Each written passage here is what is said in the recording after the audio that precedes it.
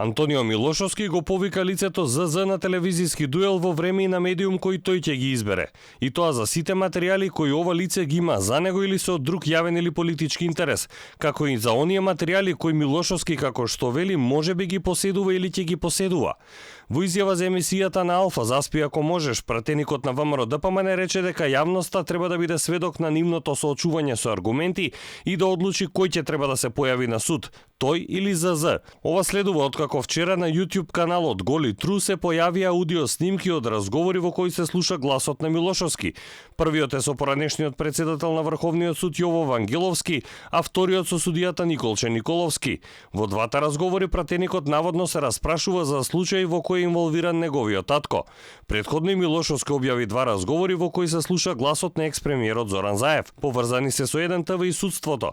Милошовски вели дека токму ЗЗ е лицето кое нелегално ги поседува копиите од сите снимки од специјалното обвинителство. Лично ја координира селекцијата и ја нарачува објавата, иако тврдел дека ги предал сите снимки на СЈО.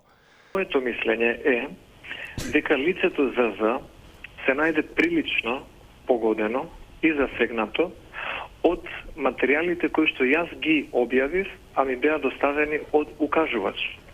Не сум ги задржал ниту еден ден подолго од денот откако сум ги добил. Тоа представува одговорно однесување кога станува збор за материјали од висок јавен интерес. И мислам дека со овие објави господинот ЗЗ потврди дека тие материјали навистина го здоболеле. Мојата порака до него вечерва е дека допрва ќе има што да го боли.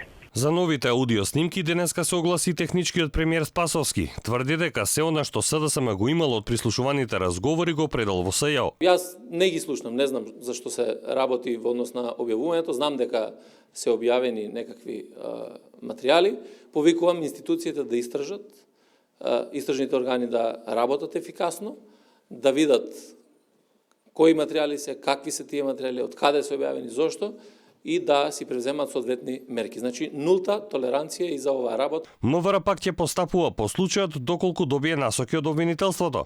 Ние досега немаме поднесено барање како Министерство за внатрешни работи во таа насока, меѓутоа заедно со основното јавно обвинителство, доколку добиеме одредени насоки од основното јавно обвинителство, ќе постапиме по насоките.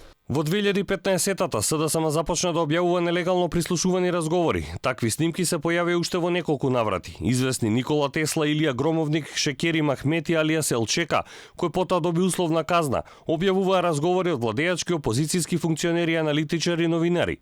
Содржината од медиумите потоа во најголем дел беше парафразиран или беше поставуван линк до објавите.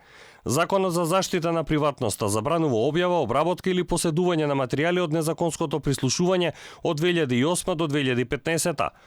Оној кој на неповикано лице му овозможува да се запознае со содржина од изјава, која е прислушувана или снимена, ќе добие до 1 година затвор доколку со неа се нарушува приватноста на личниот и семејниот живот. Сепак одредбата не се однесува на изјава која представува јавен интерес. Од месец до 1 година затвор се казнува и тој што ја нарушува приватноста со објавување на снимани или прислушувани разговори или транскрипт од нив.